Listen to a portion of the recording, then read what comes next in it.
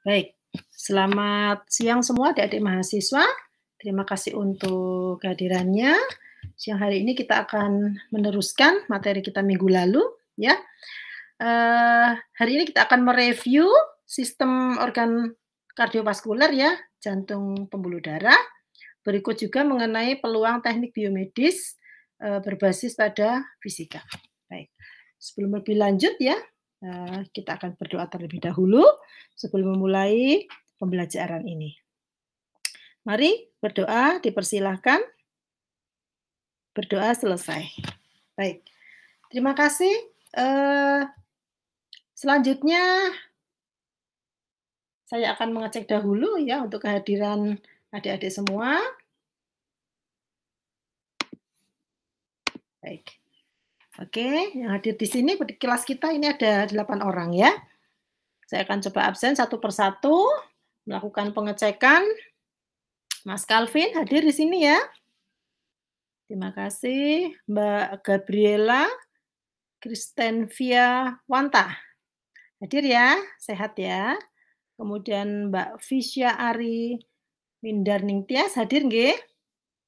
Kemudian Mbak Del Priska Darokoe, sehat ya.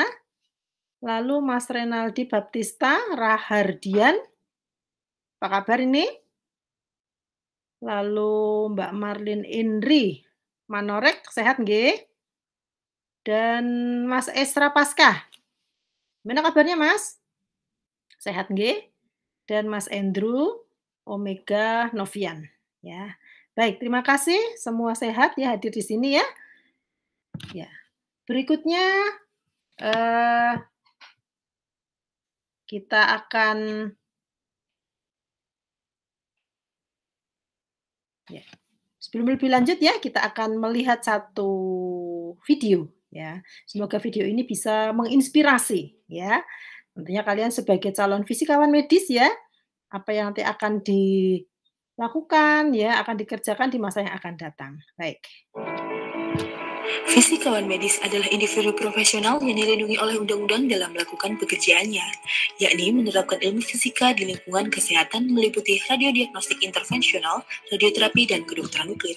Adapun tugas utamanya yaitu melakukan perhitungan estimasi dosis radiasi, melakukan jaminan keamanan alat radiasi, dan edukasi manfaat serta risiko radiasi sehingga dapat memastikan optimalisasi penggunaan radiasi untuk masyarakat Indonesia. Baik, terima kasih.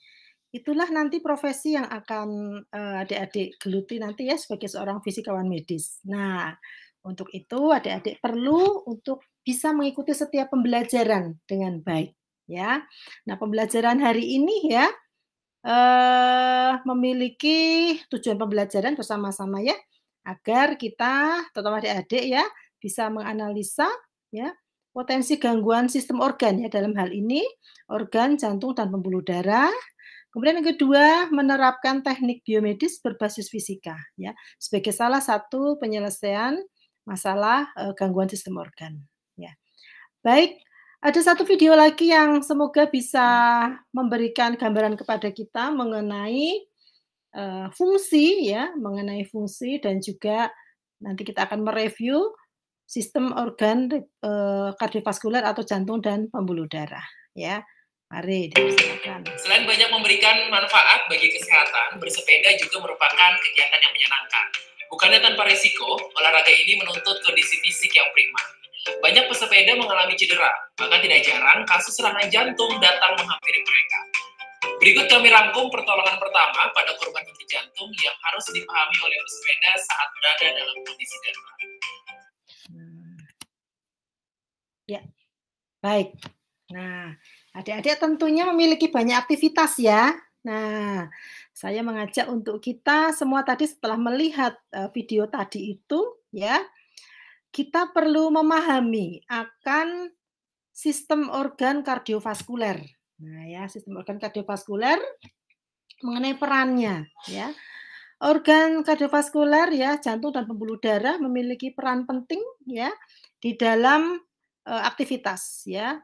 Bagi seorang olahragawan ya atau aktivitas yang lain ya, jantung tentunya kita mengharapkan jantung yang sehat. Tetapi, nah, jantung juga bisa mengalami masalah kalau dia mendapatkan beban kerja yang berlebihan ya. Seperti tadi yang ada di video tadi itu ya. Seorang pesepeda di area yang datar ya tentunya tidak masalah ya.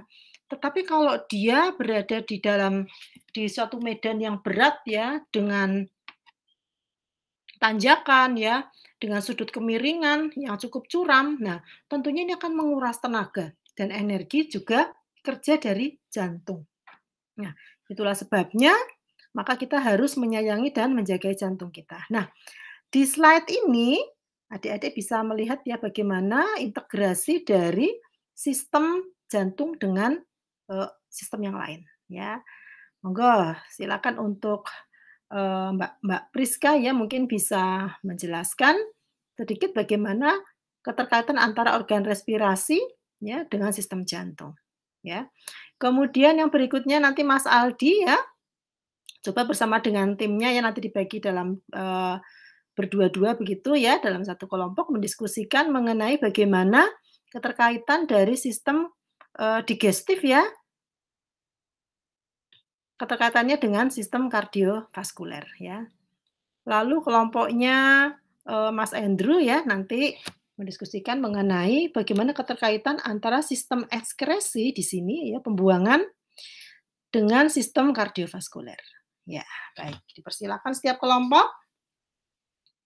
Baik, silahkan kembali lagi ya. Kita akan bersama-sama untuk mereview ya mengenai masing-masing sistem ini. Ya, tadi sudah didiskusikan di dalam kelompok masing-masing bagaimana sistem pernafasan ini ya dia akan dibantu oleh sistem jantung dan pembuluh darah dalam mendistribusikan oksigen dan mengambil kembali CO2 ya. Terima kasih untuk kelompok 1. Kelompoknya Mbak Priska, kemudian kelompoknya yang kedua tadi itu ya, bagaimana kinerja dari sistem digestif tadi ya, kaitannya dengan sistem jantung dan pembuluh darah ya. Terima kasih untuk diskusi yang baik sekali ya. Saya menyambung di sini ya, tadi memaparkan kembali bagaimana nutrisi yang makanan kita makan ya akan dipecah-pecah ya, diubah menjadi struktur yang terkecil, menjadi unit-unit terkecil, menjadi asam amino, menjadi asam lemak, dan juga glukosa, galaktosa, dan lain sebagainya. Untuk siap diserap ya oleh pembuluh darah dan didistribusikan. Demikian juga pada sistem ekskresi. Ya, terima kasih tadi kelompoknya sudah memaparkan bagaimana peran dari sistem ekskresi ya, keterkaitannya dengan sistem jantung dan pembuluh darah ya. Bahwa di sistem ekskresi terjadi proses penyaringan ya di ginjal. Kemudian zat-zat yang tidak diperlukan akan dikumpulkan ya. Kalau masih diperlukan dia masih diserap kembali ya, misalnya air ya.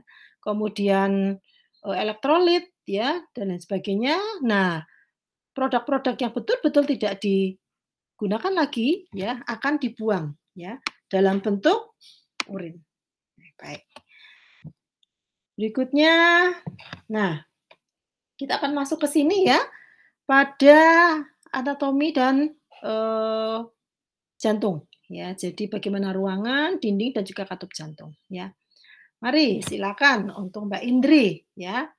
Bisa melihat di sini ya. Nah, ada berapa ruangan jantung di sini?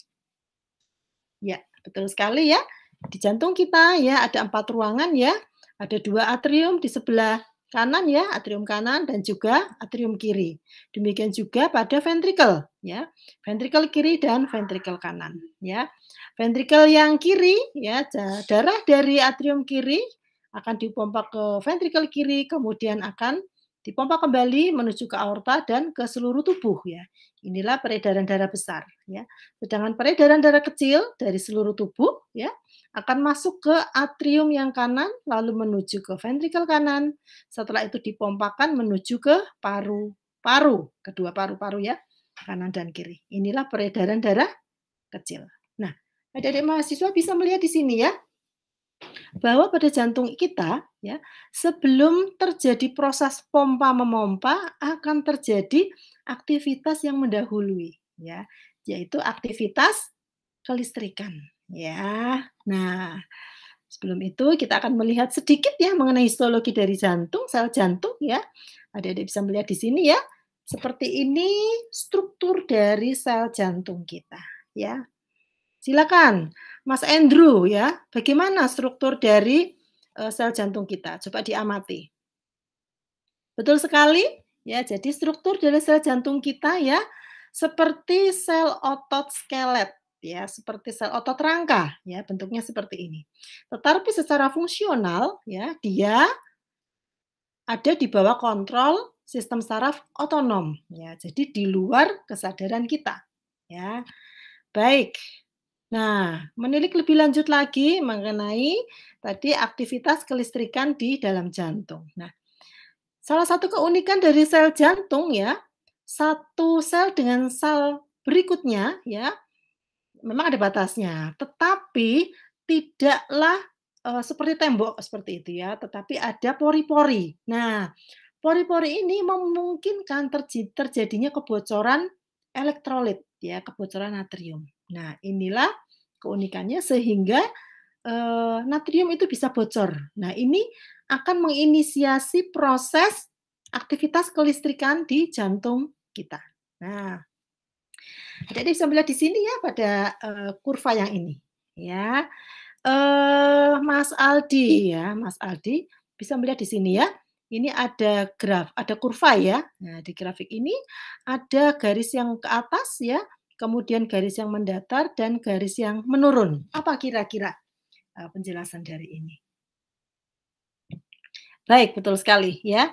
Ya, jadi terima kasih untuk jawabannya ya. Jadi garis yang ke atas ya, ini terjadi proses depolarisasi. Ya, jadi kebocoran natrium tadi itu ya pada sel jantung itu memungkinkan terjadinya ya dan menginisiasi terjadinya proses depolarisasi ya. Jadi begitu natrium akan masuk ke dalam sel jantung berikutnya ya akan terjadi ya jadi bisa diukur ya terjadi perbedaan potensial tadi itu ya.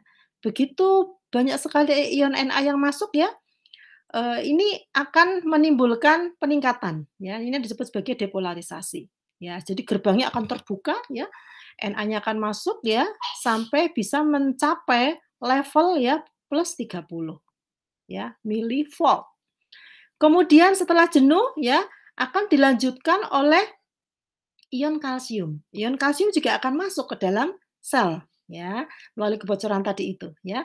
Lalu membentuk dataran tinggi atau plato namanya ini ya. Nah, sampai mengalami titik jenuh juga ya. Kemudian terjadi penutupan ya, penutupan dari gerbang atau channelnya itu. Setelah itu akan dilanjutkan oleh ion kalium. Nah, ion kalium ya, dia akan keluar dari sel jantung ya, karena dia banyak di dalam sel ya, maka dia akan keluar. Sehingga terjadi proses tadi ya, turunnya garis ini. Nah, ini disebut sebagai repolarisasi. Nah, ini yang terjadi pada setiap otot jantung kita. Seperti itu ya. Jadi terutama pada sel-sel otonom ya. Jadi di dalam jantung itu ada dua macam sel ya.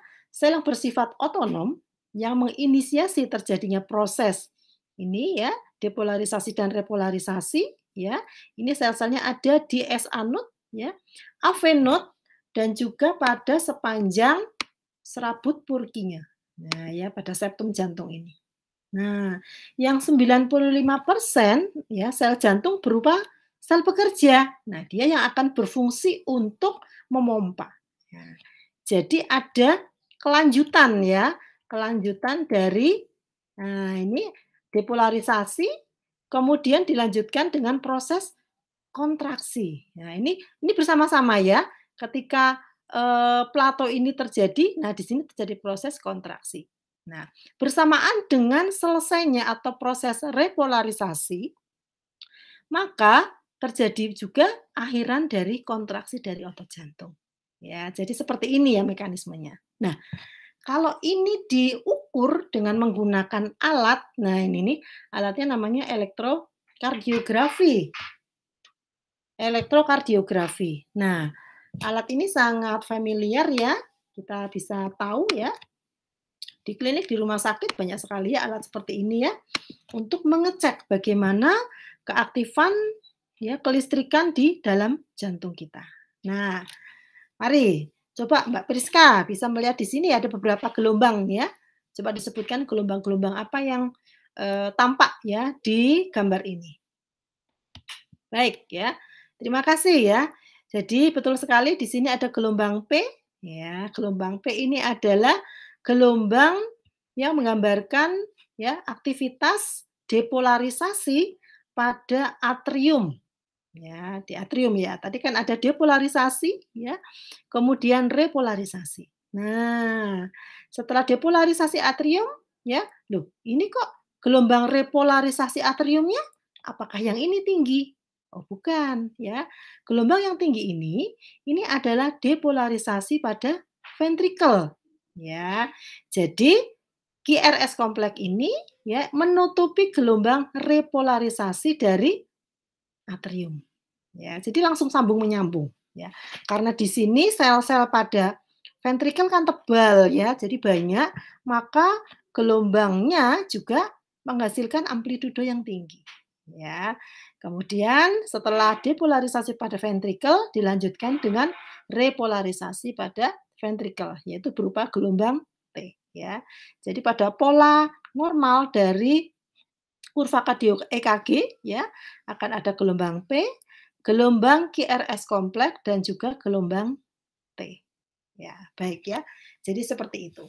Nah, ini jadi bisa diukur ya kalau jadi kita bisa mengamati ya, melihat ya seperti apa kelistrikan pada jantung seseorang. Ya, jadi ini bisa untuk mendeteksi ya.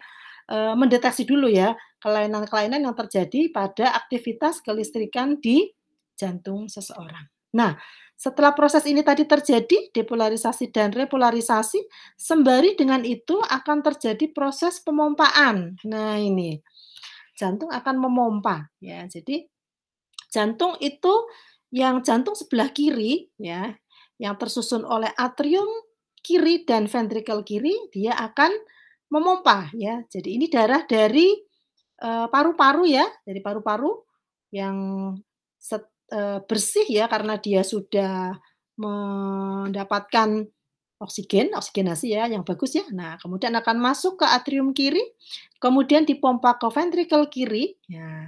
Dari sini akan dipompa menuju ke seluruh tubuh ya. Ini peredaran darah besar, kemudian akan kembali lagi menuju ke jantung ya, membawa produk-produk sisa metabolisme ya, CO2 dan lain sebagainya ya, menuju ke atrium kanan ya, lalu menuju ke ventrikel kanan dan ya akan dipompa ke paru-paru ya seperti ini.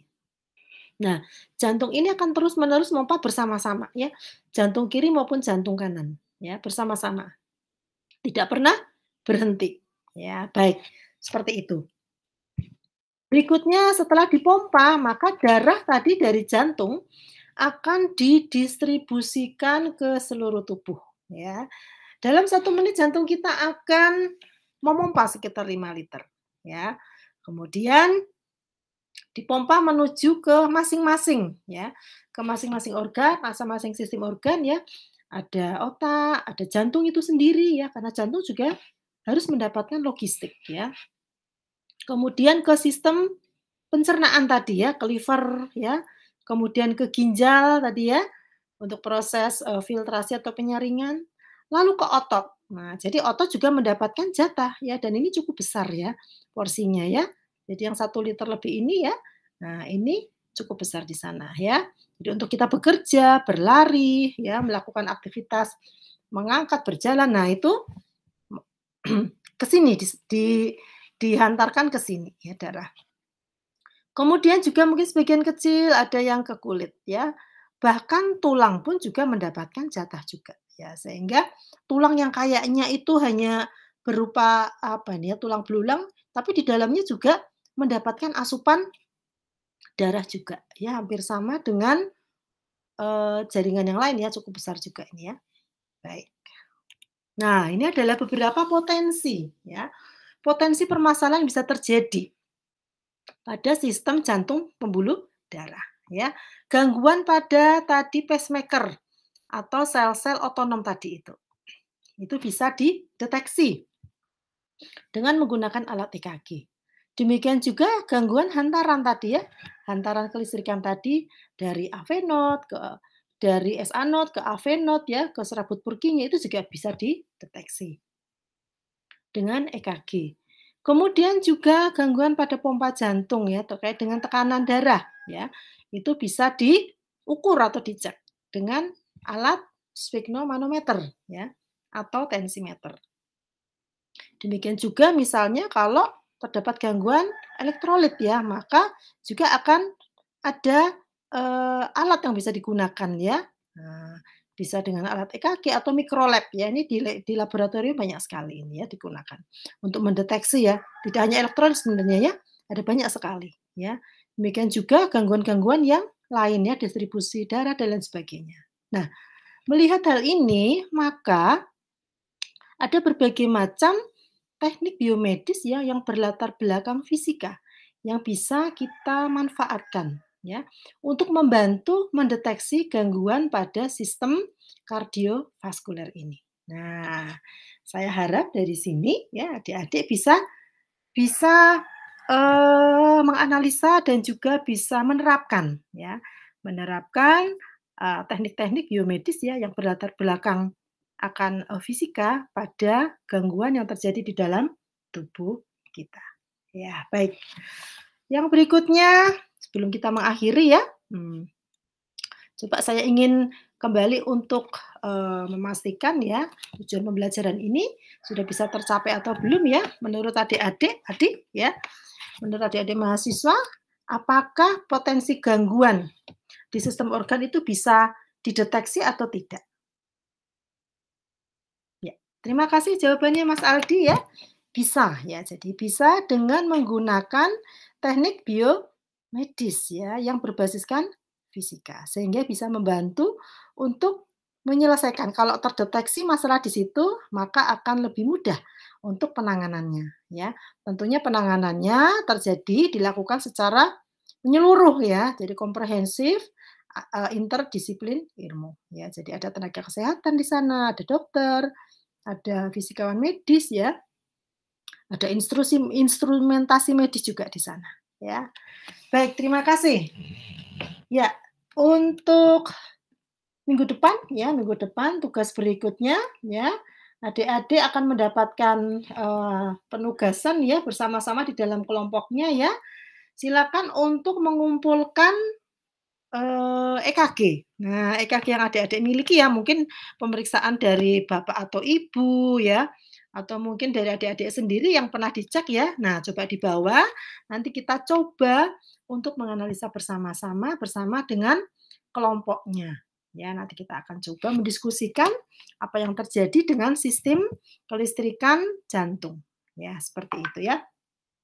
Baik, nanti slide ini bisa dibaca kembali ya adik-adik ya, sehingga semakin bisa dipahami ya. Baik, terima kasih adik-adik juga ya untuk proses pembelajaran ini ya. Ini hasil dari proses pelatihan pekerti saya sebagai peserta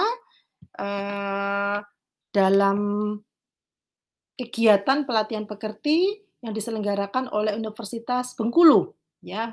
Saya ikut di gelombang 3 yang berlangsung dari tanggal 1 sampai tanggal 8 Oktober 2021. Ya, jadi hasilnya adalah video pembelajaran ini. Terima kasih adik-adik sudah membantu ya terlibat di dalam video ini ya. Nah, untuk berikutnya kita akan tutup pembelajaran pada hari ini ya. Kita akan berdoa terlebih dahulu. Mari saya hantarkan. Kita akan berdoa menurut keyakinan kita masing-masing. Dipersilahkan. Berdoa selesai. Ya. Baik, adik-adik, saya harapkan juga ya untuk proses pembelajaran yang lainnya ya, kita juga bisa untuk menerapkan itu di dalam kehidupan kita sehari-hari. Nah, sehingga ketika kita beraktivitas ya, nah dengan melewati proses pembelajaran ini, kita juga bisa menjaga ya organ di dalam tubuh kita. Ya, kalau kita berolahraga ya, berilah olahraga yang justru tidak membebani organ tubuh kita ya. Selamat berolahraga, selamat beraktivitas ya. Semoga semua sehat selalu. Terima kasih, sampai jumpa di kesempatan yang akan datang. Baik, terima kasih.